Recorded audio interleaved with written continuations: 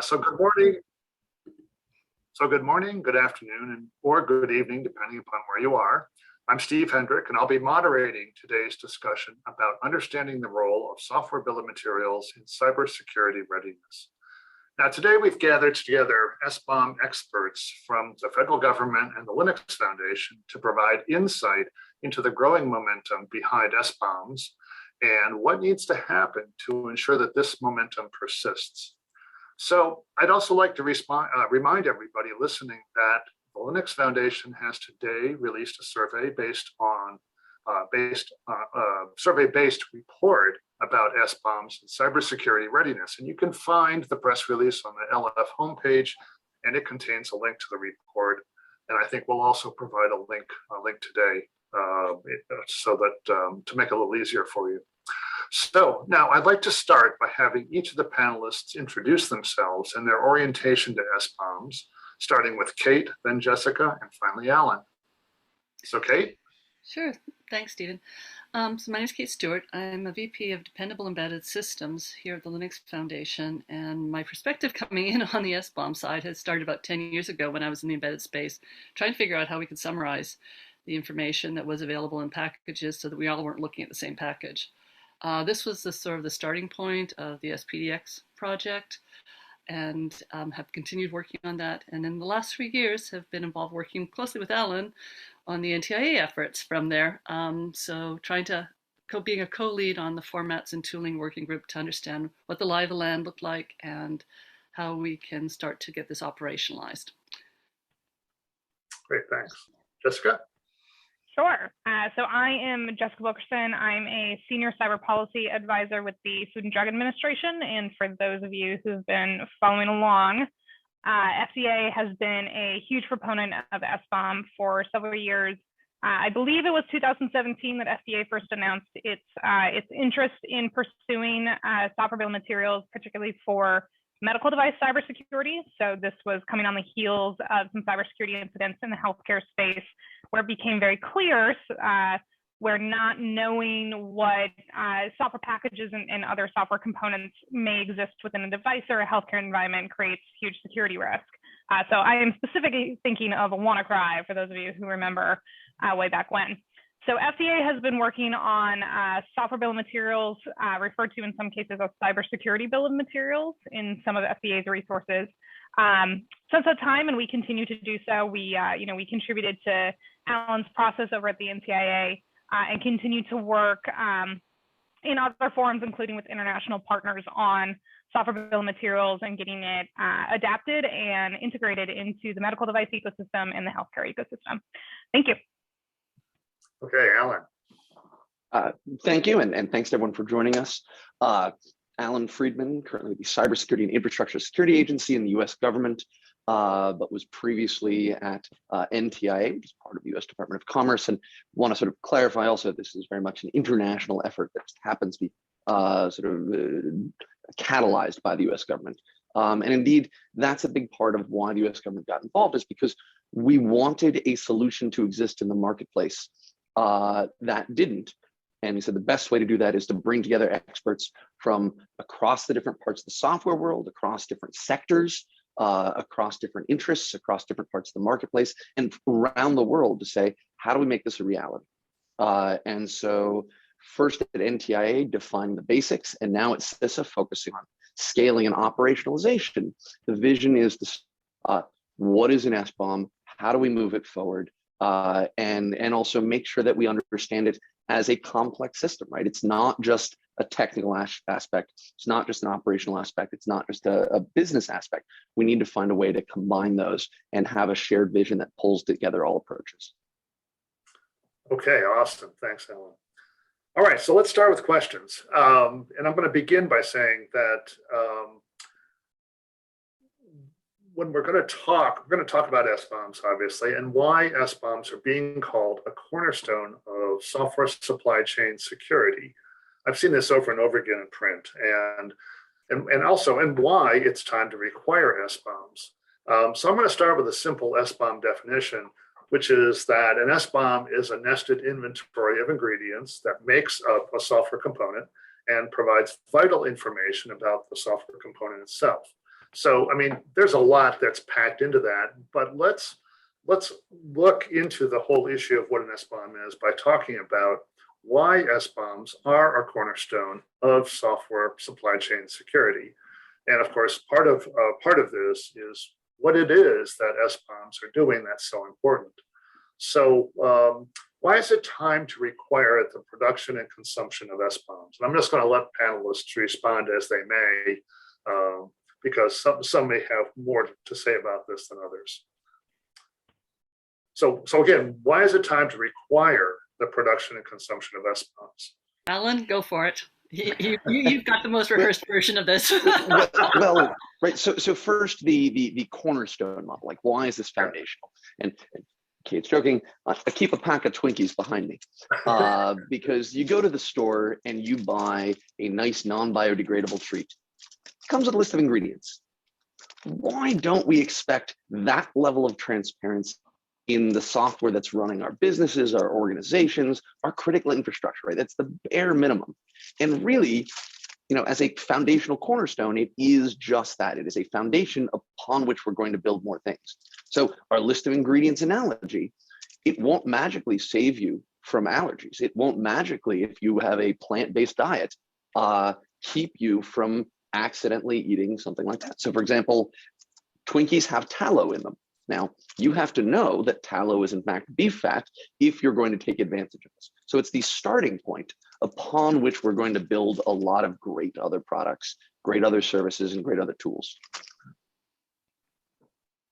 Okay, anybody else want to add to that, or should we move on? I'll just say that, to Alan's point completely, it's the transparency and it's the summarizing in an effective fashion what is there. Okay, a lot of open source, all the sources available. Okay, great, yeah, fine. Or it may not be available in some cases, but you're using it. The challenge though is how can we get this to work at scale? And so how do we have a common language for expressing this information so the automation can really come into play? Well, the one thing I'd like to probe a little further on, and we'll probably get to this later as well, but so we're talking about informationally what an SBOM is. And so there's obviously information in there about the license, there's information about dependencies, but it seems like in the last 3 or 4 years that there's been a pivot with the addition of trying to understand vulnerabilities when it comes to SBOMs. So and it doesn't feel as if anybody has identified that yet as being one of the cornerstone reasons for why SBOMs are important. So should we chat a little bit about this now, or you want to wait until later? I think this is where Jessica's really had a good role here. So yes. Well, so there's a couple of interesting parts of this, right?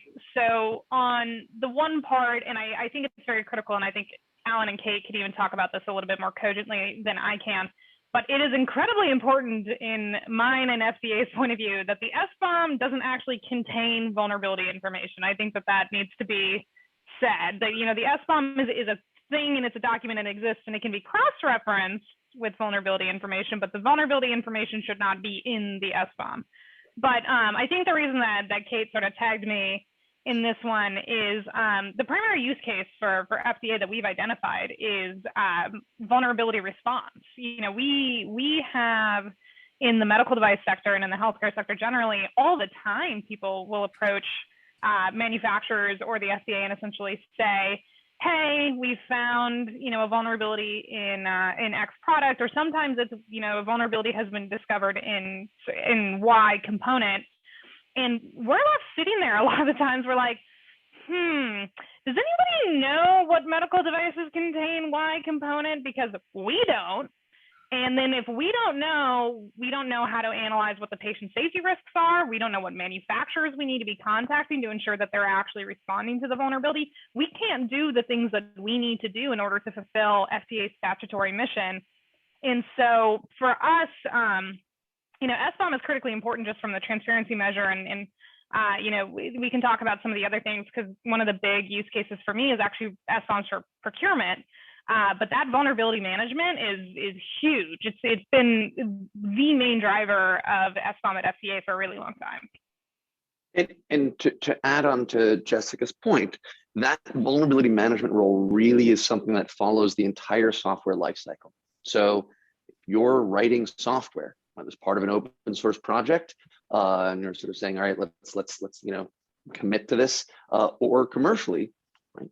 Why would you not want to know what's down in your dependency graph? And of course, there are some tools today, right? GitHub flags this sort of thing for you, but having that in a machine readable format that scales, that everyone is using across the board, is going to be very, very helpful. When you're buying something, are you about to buy something that has known bad in it, right? This is the, right, would you buy something, don't you want the freshest, healthiest ingredients, or are you comfortable with something out of date? You may say, I'm comfortable with that, but that should be an affirmative risk-based decision. This is the best, this is the thing that's going to save patient lives.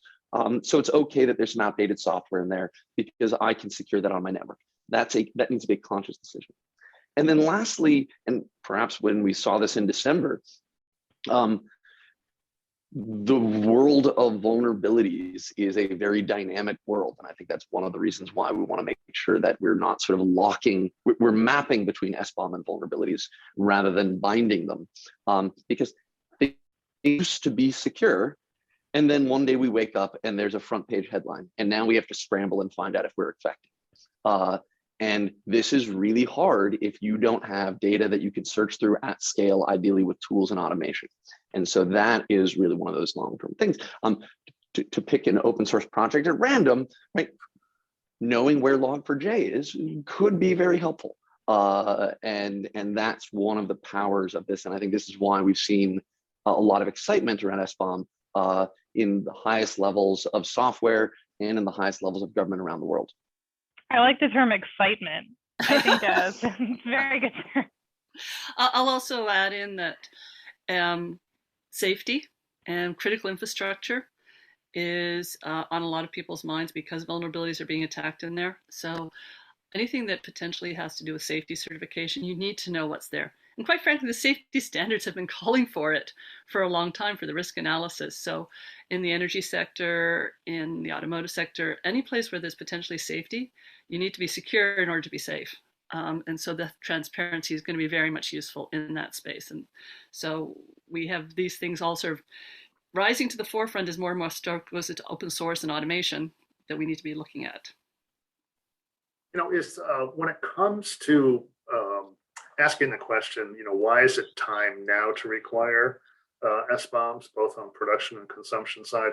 I mean, obviously it feels like it's important from just the standpoint of the bill of materials, the Twinkie analogy, but also it feels to me like this idea of safety and the vulnerabilities is really a more pressing concern as we look at what's going on in software today.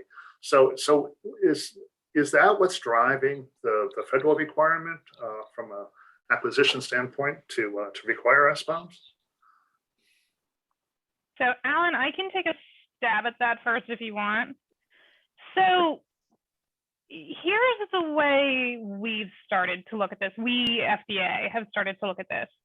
I think everybody in security eventually wants to move from reactive risk management to proactive risk management. And the journey of SBOM for FDA has been very similar to that. We sort of started out reactively where following WannaCry and other incidents, we're like, we have to know where this stuff is because we have to be able to respond to it in an efficient and timely manner.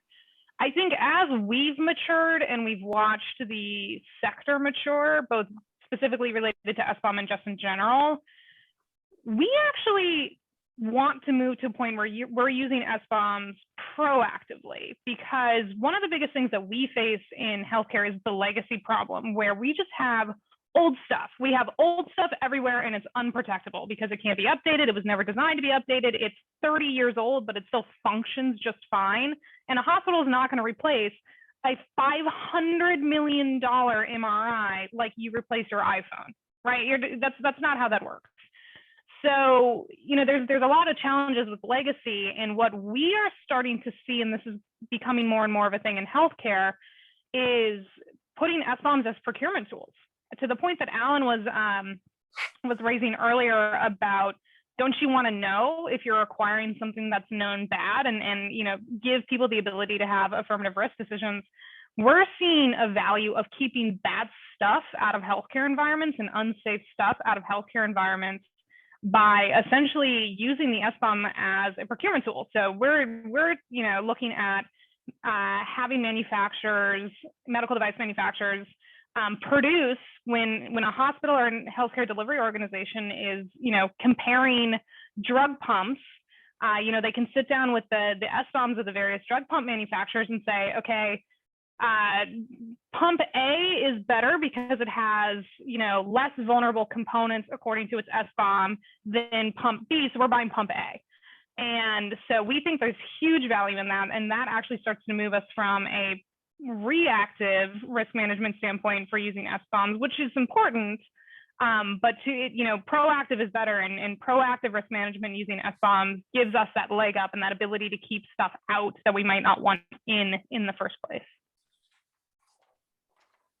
In terms of why we want to compel, right? So Stephen, very, very interested in sort of saying, hey, why is the government getting involved beyond just helping coordinate? So taking a step back, you say, the fact that we don't have it today is because this is a complex system, right? It was very much a chicken and egg approach where no one was asking for this data, so no one was supplying it. No one was supplying it, so no one was asking for it. And so that means it has been harder to create sort of the market demand for open source tools and commercial tools to sort of help create SBOMs and help consume them. And so one of the reasons the US government, I think, is getting involved is to say it's not just enough to sort of help shape this idea and help the community come together and define it, but we're also going to start driving the market. And so it's much easier, and we want everyone to start asking for SBOMs. When I talk to large organizations that produce software, a lot of them are a little reluctant to sort of share their SBOMs until you sort of frame it this way. It's like, wouldn't you like the SBOM for your software that you're using? And I was, oh yeah, definitely. That'd be really helpful. We could do A, B, C, D. And so the vision here is to sort of prime the pump to start saying, hey, let's get everyone in the habit of asking for this. That will further create SBOMs, which in turn will drive an ecosystem for saying, if we have this data, what could we do with it? There are so many amazing people in the open source space that are creating new things. And candidly, there's an awful lot of VC money out there for security, especially for supply chain. And so we're pretty confident that as this data becomes more common and our assumptions about interoperability and scale are validated, we're going to see a lot more tools and a lot more innovation to build on this. And the last analogy I'll share is for CVE, right? Common vulnerability enumeration. There's nothing magical about giving a vulnerability a number. Doesn't fix anything at all. It's still there. Still got to fix it. But by creating the common data plane, now we're all have a similar point of reference, and we can start to have common tools, common processes, common services that can help us. So one thing that I don't disagree with anything that Alan just said, but I do need to clarify one thing. So FDA, I don't know how familiar people are with FDA guidance, but FDA guidance is exactly that. It's guidance about how industry can meet FDA regulations. It's not required. This is a little bit of a nuanced thing. And if you spend any time in medical devices, I can almost see your face as I'm saying all this. But while FDA, we're not requiring SBOMs, but we are recommending in guidance that you put them in there. And we are recommending extremely strongly. So just need to clarify that one bit. And again, to be slightly more precise, thank you, Jessica. So what is the US government currently proposing? Under May executive order number 14028 that came from the White House, they are going to ultimately require things that the US government buys have an SBOM. Now, a couple of points on that. From a policy perspective, the US government buys a lot. And so we think that will have an approach, but it is not, it is going to affect two actors in the private sector in the open source world, other than just saying, hey, we know that there are going to be more interest in having this data around, and it's going to have a much more broader effect of having people say, oh, that seems interesting. Maybe I want one of those too. Okay, awesome. Listen, I want to shift gears a little bit. I just came off doing some SBOM quantitative research, worldwide research.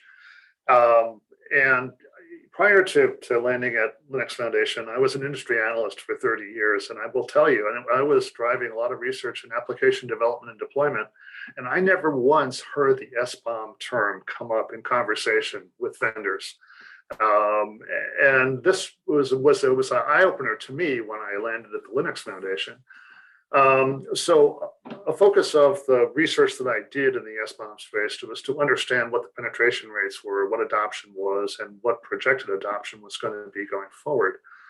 So let me just give you a couple numbers there, and then I'm going to ask the panelists to kind of comment on whether this surprises them or not. So we have 47% of the sample is using SBOMs today in some capacity. Now, some capacity means they're using it in a few lines of business, or some, or many, or they have adopted it as a standard across their company.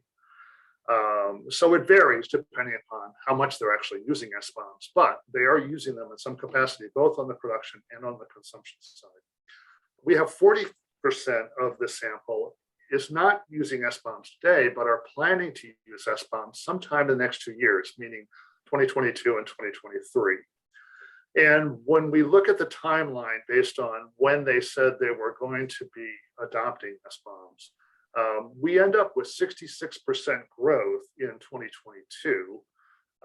That basically increases penetration from the 47% all the way up to what was it, 78%, I think it was, in 2022.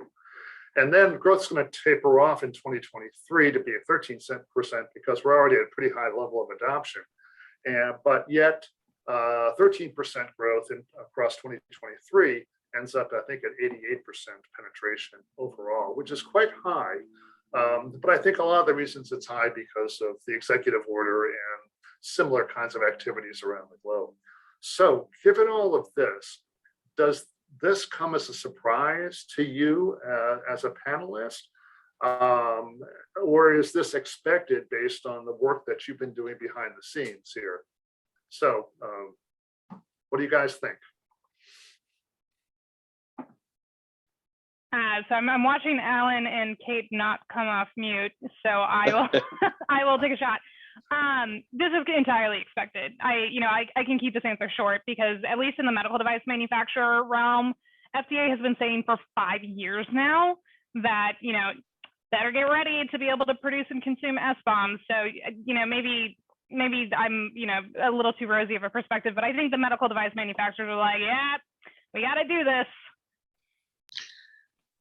Yeah, I think the recent focus has really crystallized and got us over that hump of adoption, because there's been people who've been wanting to do it in the embedded space and have been doing it, quite frankly, for 8-9 years. The challenge is it hasn't hit the mainstream mindshare, and so the fact that it is now starting to hit the mainstream mindshare is tremendously exciting, and it also means that people have done the work, a lot of the work beforehand, so it's there to be taken advantage of too. So it's nothing, it's building up on things. Yeah. Alan? Okay. Great. Ellen, do you want to comment, or do you want me to move on here? Because I've got to drill that. The last thing I'll say, just sort of highlighting on the sort of the what's under the water, is this is a model that only works if we have a pretty common global understanding of what an SBOM is, what an SBOM isn't, what sort of following a certain model of crawl, then walk, then run. And building a modular architecture, making sure that, hey, there's a lot of stuff that's relevant to the SBOM and we want to tie it to it, but maybe we shouldn't build it straight into this approach. So there's a lot of different moving pieces. And I think the value is making sure that we're all on the similar page. We're all using very similar software, if not the same software, further up our supply chain.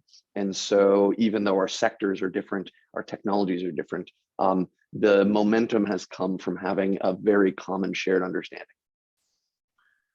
So, okay, well, given this really strong interest in adopting SBOMs, maybe we should try to talk a little bit more about what each of the following groups are going to be doing or will be doing, what's on their roadmap to help ensure SBOM adoption, in this year and next year. And I think we should look at this from the standpoint of the role of the government, the role of the vendor community, what should end users be doing, and also potentially what should IT, industry organizations like Linux Foundation be doing. So does somebody want to start? I mean, I think, Jessica, you've already sort of mentioned, what's going on at FDA, but from an overall government perspective, what should the government's role be now that we've got some momentum behind SBOMs? What should the government do to help perpetuate all of this momentum? So I might defer the what should the government be doing question to Alan, who sits at a little of an organization that has a little bit of that broader view. But for FDA, we're already doing it. Again, for those involved in the medical device ecosystem, I know everyone is waiting with bated breath for the updated draft of the pre-market cybersecurity guidance. It's not a secret. SBOM is going to be in there, right? Like it is a recommendation, an extremely strong recommendation, has been for half a decade for FDA that you produce and consume SBOMs to have better cybersecurity risk management. And we're going to continue pushing that, and FDA is going to continue in the forums that we're involved in and in the conversations that we have, essentially saying that, bottom line, we understand it's hard. We understand the tooling is still being developed. We understand the best practices are still being developed. You need SBOMs. And that's pretty much the approach that we're taking. So I see a couple of different roles for the federal government, the U.S. federal government. One is to help catalyze the community effort. Right? This isn't something any one party should be driving because there are different equities, right? We need to sort of understand what's important for the open source world, for the commercial world, the proprietary world. What's important for the tool vendors is going to be different than what's important from the users of the tools. And so trying to sort of build this model is going to be important. Moving forward, we've identified a number of areas that we want to advance collectively, including how do we think about SBOM for cloud and SaaS? It's a little different than on-prem or embedded. And also, how are we going to move this data around? What's the transport model look like? Because we don't really have some global ways of thinking about that, especially if we want access control as a layer. So there's an example of that. So one is just catalyzing that. Two is coordinating this effort. As I mentioned, this is something that really is a global effort. We've partnered with our friends in the German government and the Japanese government, as well as companies around the world, organizations around the world. And so we want to make sure that this stays something that is really built on collective effort. And the last thing I sort of want to emphasize is if we're still talking about SBOM as a unique, novel thing in a few years, I will have considered that a failure on my part, because the goal is to sort of make this just part of the vulnerability ecosystem, right? This shouldn't be seen as a unique idea. This should just be seen as how we make software, how we talk about software, how we handle software, how we evaluate software. And so the longer term, one of the roles of government is to make sure that this is integrated into all those other parts of the vulnerability ecosystem that are happening around the world. And I'll say it extends beyond the vulnerability ecosystem too. It should just be how we make software, period. From the standpoint of the vendor community and service providers, is there something that needs to go on there to help be able to satisfy all of the growth that is projected to happen this year? Does anybody want to take a swing at what the vendor and service provider community should be thinking about? I think so. The vendor and having commercial offerings out there and having consultants out there that people can work with for doing the analysis is going to be key for adoption. Some people will want to do things and roll their own and work with open source tools and everything else. There's a lot of other people that just say, okay, I just want to hit the button and it show up. I really don't want to have to think about this hard. I'm willing to pay you some money to help me. And that makes a market opportunity for people to basically create new innovative business models, as well as helping advance the transparency at the end of the day. So having the capabilities there and being able to work with the open source communities who are trying to do this, as well as help reinforce common understanding of what the semantics of the fields mean. These are things that I think we all can be working on with vendors as well as open source to really make it move forward, because Yeah. there's lots of different systems out there. There's there's lots of different vulnerability systems out there, right?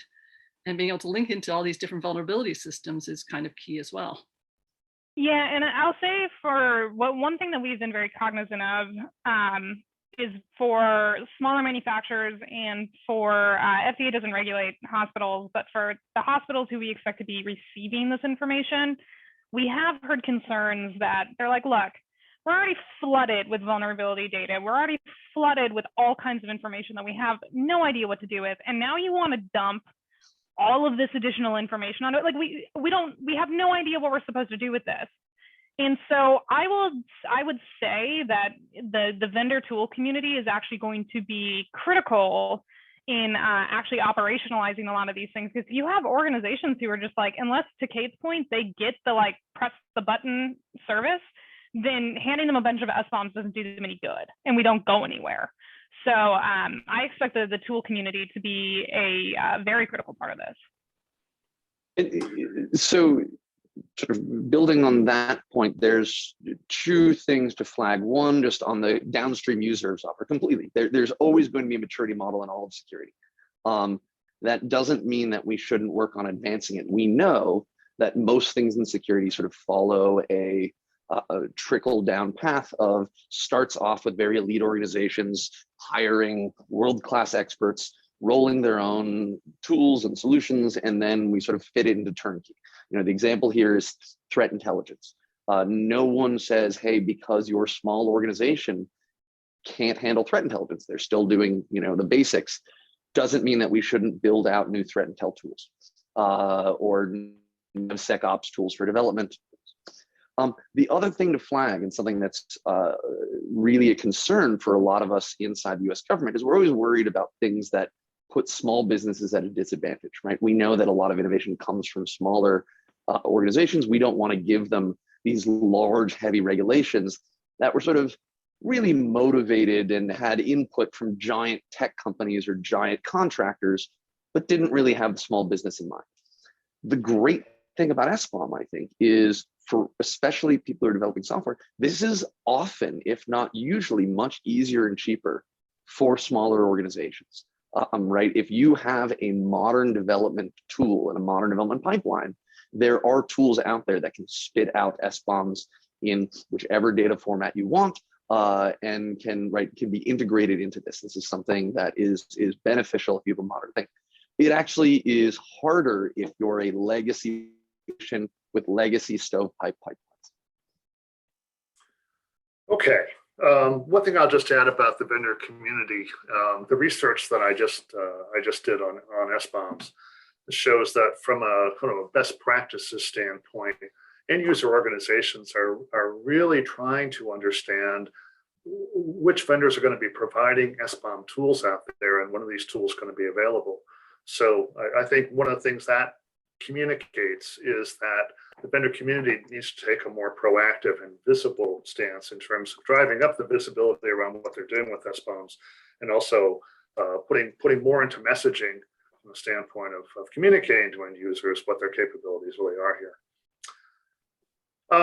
So let's talk briefly about SBOMs and this whole issue of existing and emergent component vulnerabilities. I mean, the first question is, I mean, I know that SBOMs don't contain information about vulnerabilities, but they do potentially link to known existing and emerging vulnerabilities.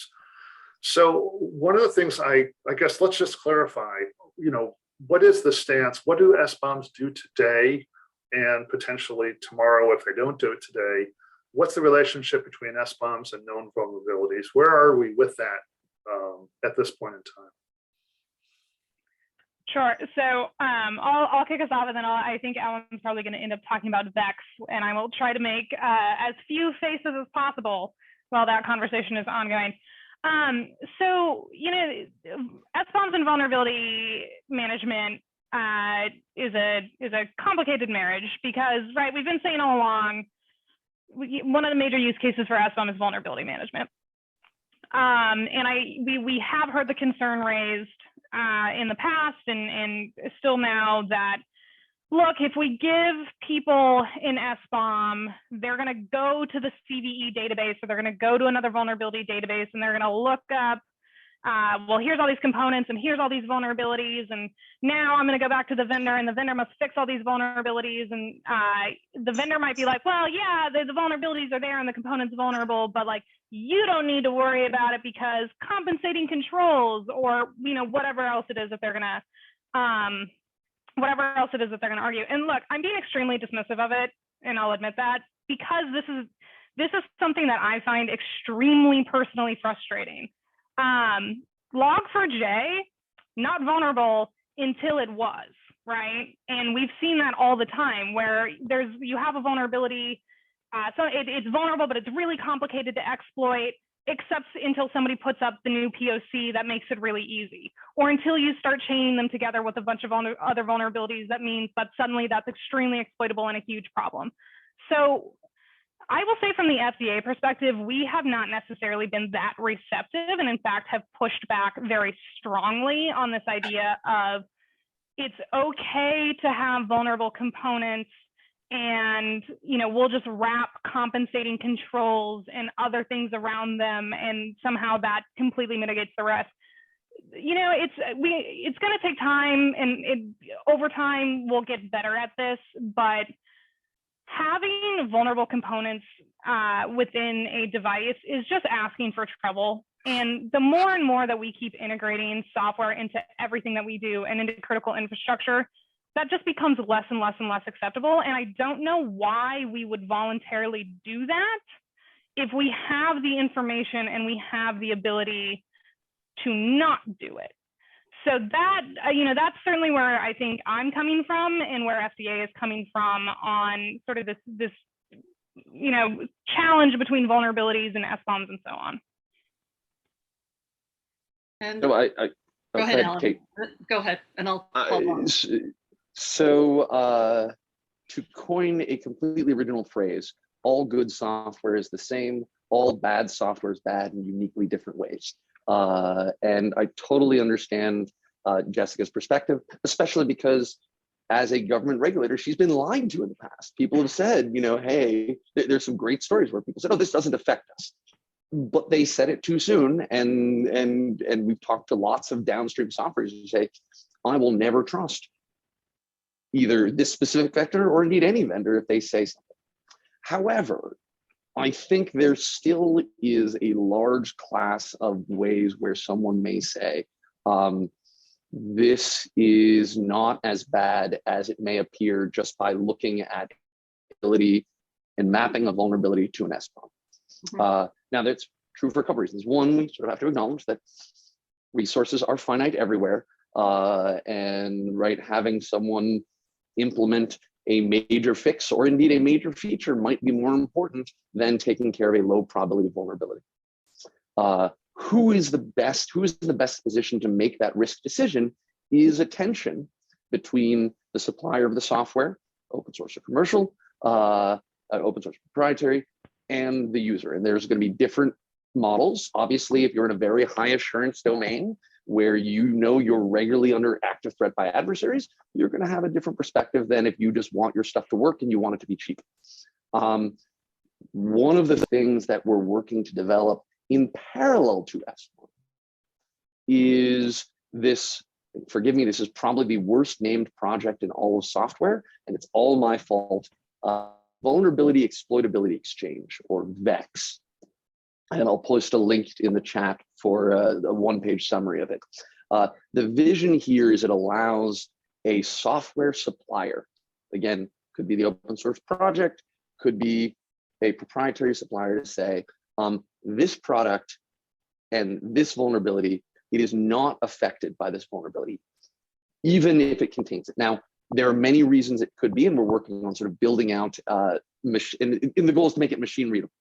And so the vision here is to allow someone to say, yes, I'm using Heartbleed 1.0.1 because I haven't had time to refactor my code, but I'm only using the pseudo random number generator, and the heartbeat function isn't even in the product, right? The compiler did not include the software that puts you at risk of random memory leaks from the Heartbleed vulnerability. So here is how do we enable that to happen automated? And of course, no one has to trust this. This is a set of assertions. And you can say, you know what, these vendors, these suppliers, totally trust. They've got great product security teams. These guys, not a chance. We're still going to either, we're still going to treat it as if it's vulnerable. And the last thing I'll say is we can also, there are things that we can do to supplement this with trust. So this for me is a great example. I'm not always the world's biggest fan of bug bounties, but this is a great example where a bug bounty can be very useful, where someone can assert this vulnerability does not affect my product. And to support that, here's a $100,000 bounty if anyone can sort of figure out how to chain it, or if anyone can figure out how to exploit it. So that allows us to sort of build out further infrastructure. Again, shouldn't these things as unique, want to talk about how they all fit together. I'll build on that then, because that takes me into the embedded space. And actually, one of the problems we had with the Zephyr project is when Amnesia 33 came back out and FNet was there, our LTS had FNet in there. However, actually, the version of Zephyr never had the files that were affected at the source file level. So we had no way of signaling to people that that version of Zephyr was not affected. And so we had to put a blog post out. So having Vex and having a way of summarizing this in an automated fashion is going to be very powerful for open source projects as well as vendors. And in fact, some of the comments, one of the questions that sort of came in from the audience here was, well, this can't apply into embedded. Well, actually, yes, it can. And embedded is leading the way in certain areas right now. In particular, I'll call out like the Octo project. Right now, when you're doing builds in the Octo project, which is embedded all the way, you have the access to full reproducibility of your packages, which is one thing that helps with that long-term maintainability. And you have the ability to generate a software bill of materials automatically. And getting this automatic building of software bill of materials in the embedded space is going to be pretty much key to having these devices that are showing up in critical infrastructure like medical and so forth, being able to know that we've got a clear understanding of exactly what's in there, because it's been, as it was built, you have the summary coming out. The Zephyr project has also added this capability in so that anytime you're doing a device that's really memory constrained, you have that ability to come out with a file that summarizes all of this information. And there's no reason this can't be scaled to everywhere else in the industry. Like I said, we've got some proof points out there now of open source projects doing the right thing automatically and making it easy for people. And I think that's where we need to go for everyone. Okay, awesome. Listen, before we shift over to question and answer, let me ask one more question here, this is based on best practices that end user organizations want to see in the SBOM space. The survey data that I collected shows that 62% of organizations are looking for best DevOps practices for both producing and consuming SBOMs. Number two at 58% was best OSPO, open source program office practices for integrating SBOMs into governance, risk, and compliance. And then, understanding how SBOMs are going to evolve over time came in at 53%. And then finally, knowing which vendors are going to provide SBOM tools was at 46%. So given those sort of requests for what we should be doing to support the user community around SBOMs, is there anything else that sort of jumps to mind that you think is important that will help the end user community be more successful with SBOMs? I love watching all the tools that are coming out. Right, that is sort of, this has been SBOM coordination and promotion has been my full-time job now for 4 years, and it's been fantastic to see every 6 months another wave of projects and of companies that have started on this. So I think the short answer is I'm going to call back something Kate said, which is we're working is sort of building out this sort of tool model. Both the SPDX community and the Cyclone DX community have done a good job of sort of helping shepherd the tooling in their ecosystem. And one of the things that we want to do down the road at CISA is sort of have more transparency to that marketplace so that folks can sort of understand how to compare tools and make sure that they are functionally equivalent. And so that's one of our goals. Okay. Well, listen, I think we should probably switch over to question and answer from the audience at this point. So let me, what I'll do is I'll identify the question that's been asked by the audience, and then we'll see, who wants to, or who wants to, and to answer the question. So the first question here is, how should we think about applying SBOMs to development and CI/CD processes? And I think to that, I'd also add maintenance.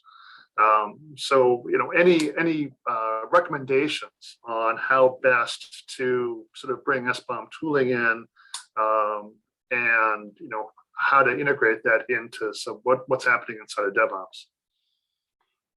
So I think I'll start then. Putting plugins into the tooling. There's a bunch of plugin options out there that people can integrate. I'd say start with that and then see where they're lacking, and quite frankly, contribute back upstream and help make these things robust and able to scale. So there's starting points out there. The Kubernetes community, for instance, has already incorporated some of this. So looking at that project, looking at what they're doing, helping the SBOM generation if it's not doing exactly what you want, help contribute, make suggestions, help improve, because we need to get a whole community working together to get this to scale. Following on the heels of that, we have a question which is, I think, related, which is, will SBOM formats and content be standardized? So we've, I think, done a decent job thus far of sort of saying, what's a baseline model? This is something that the community worked on, sort of having a initial vision in 2019, and then in 2021, sort of built out further. Here's all the different pieces that we want. I'll acknowledge that there are some spaces where I think there's still some ambiguities. So for example, if we want a hash of a component, pretty common part of software, both the data formats have some advice on how to implement that. I don't think there's sort of global guidance on that. So we're still some tweaks around the edges, because I think this is going to be something that is going to evolve. The last thing I'll say on data formats is there are two widely used today. SPDX, which comes out of Linux Foundation. Kate's been a great leader on that front. CycloneDX comes out of the OWASP world. They're both great projects. They're both open. Anyone can get involved. I encourage you, if you're interested, to think about them. Our interest is to make sure that they're interoperable, because we don't think that one is inherently going to win out over the other, and that's okay. We can live in a world that has multiple data formats, and I've been really pleased to see the communities work together to make sure that they're harmonized. And so I just want to doff my cap to both the SPDX and CycloneDX team for making progress on that front. Okay, awesome. So next question here, which is a really interesting one, which is, how do the panelists feel about the confidentiality of the SBOM? Is this a blueprint for attackers? No, it's a blueprint for the defenders. Thank you very much. The attackers know this stuff, guys. Yeah. And what we're trying to do is give tools to the defenders to actually, understand what's there. Yeah, right. We know that security is a fool's game. So, and we know that Ghidra and reverse engineering tools are free. Anyone who wants to know what's in a piece of software can. And the caveat there, I will also say, is there's no need for them to necessarily be public. And we know that there are going to be different sectors where they're going to say SBOMs won't be public. One, need to make sure that we have a way of sharing them with downstream users, right? So customers are going to be asking for them. And ultimately, it is going to be up to both sectors and specifically to figure out what they're willing to share publicly versus confidentiality. The challenge there is, right, if you say, I have this data and it's confidential, well, now we need some infrastructure to talk about how to share them. So now it's not just about moving data and making sure that's available in a timely fashion, in an access control layer on top of that. So there are companies today that are creating their SBOMs and just sharing them publicly.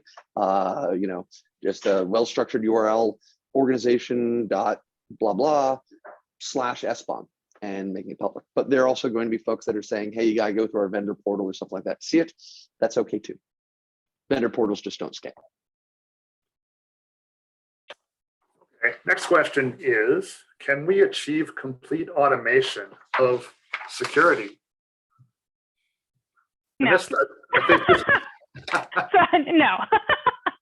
We can achieve a lot of automation in security, but there's always going to need to be, and this goes to some of the point of, a vulnerability might be different for different people, right? If my environment has different contextual risks than your environment, then I might make a different decision about how to respond to it than you. So I think automation can help and start to help prioritize and contextualize a lot of that information. But at the end of the day, you have to have people who are sitting there who have the ability to make the informed risk decision about how they're going to handle it. Because the other thing that I would add too, and this is critically important for FDA, and Kate hit on this a little bit, security isn't the only consideration, right? And I think Alan mentioned this a little bit too, right? Treating patients is why people make medical devices. They don't make medical devices so that the medical device can be secure. I mean, you have to make the medical device so the medical device can be secure so that it can be safe, but you're designing it to actually provide a healthcare service, or a treatment or whatever it is. Not security isn't the end goal. So there are going to be circumstances, and we do talk about this in the SBOM space and in other spaces, that sometimes you are going to be weighing the benefits or the risks of some security vulnerabilities against the potential benefits of whether or not that means you continue to use that device to continue to treat patients. So, you have to be able to make those kinds of decisions.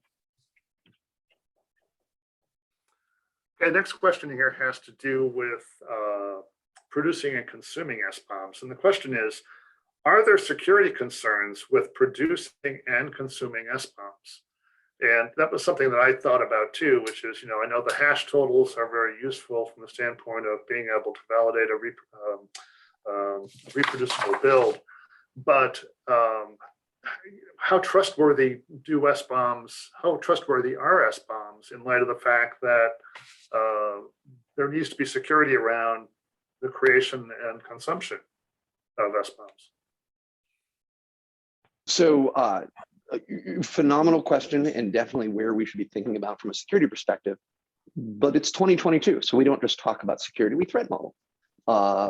And there are going to be different folks that are concerned about different things. If you're worried about having just a vulnerability on your network, known vulnerability that someone can exploit with an automated tool, then getting the best faith, best effort SBOM is going to be the important thing.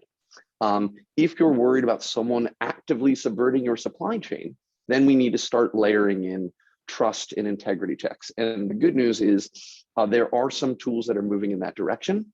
Want to compliment the great folks at SigStore who are sort of working on making sure that we have some trust inside of here, and ultimately saying, hey, in addition to my SBOM, I want artifacts about the build process, the build environment, who had access to it. All of these are we want to head to.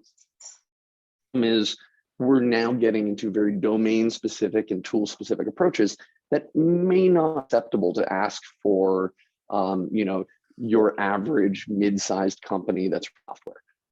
And so the goal here long term is to think about how do we integrate all of these layers in so that people who want this information know how to ask for it in a globally understood way, and to sort of make sure that we can sort of follow a maturity approach where we have the basics on things like integrity and trust and further metadata. So I'm gonna jump in because I know we're running out of time, and there's a number of questions that have come in that I wanted to sort of hit on all at once. So some of the questions are essentially around, if we do SBOMs in this way, and the expectation is that all of these vulnerabilities have to be fixed and all these things, well, the price of software is going to shoot up, or companies may not be willing to disclose vulnerabilities because it could have financial ramifications on them. Look, you don't want to disclose vulnerabilities. You can roll the device or you can roll the dice and not disclose vulnerabilities. But I can tell you, for example, in the medical device space, there's an expectation, or it's a strongly recommended procedure for FDA that vulnerability disclosure in devices takes place. And that's not it though. FDA regulations require that you have a safe device. If you have a vulnerable device, you might not have a safe device. And if you don't have a safe device because you have a vulnerability device, you might have to recall your device. And so, you know, if a company decides not to disclose a vulnerability and it comes out later anyway, which, let's be honest, it always comes out later, then how much worse are the financial ramifications going to be then? How much worse is the reputational damage going to be then if it looks like a company hid a vulnerability from the public? You know, that's never the right answer. And so, you know, I understand the concern from organizations that, like, look, this is going to be expensive. Might impact our reputation because we aren't going to want to essentially disclose the fact that we're using outdated, unsupported, vulnerable software in our products, and all these other things. But, like, guys, it's 2022.